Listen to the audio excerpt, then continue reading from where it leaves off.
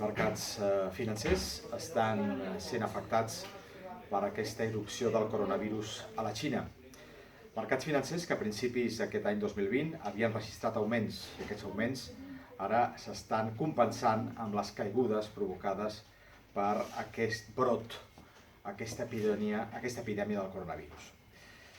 Alguns analistes apunten fins i tot que les correccions a borses com la nord-americana podrien arribar al 13%, seguint les pautes d'un coronavirus ja històric, que ja el tenim a l'hemeroteca, com va ser el SARS. El SARS també va tenir lloc a la Xina, a Canton, entre l'any 2002 i el 2003. Així tot, aquestes correccions que alguns analistes apunten no tenen per què complir-se, perquè l'actual coronavirus no està generant tanta mortandat com el SARS i, a més, les autoritats xineses han reaccionat amb molta rapidesa.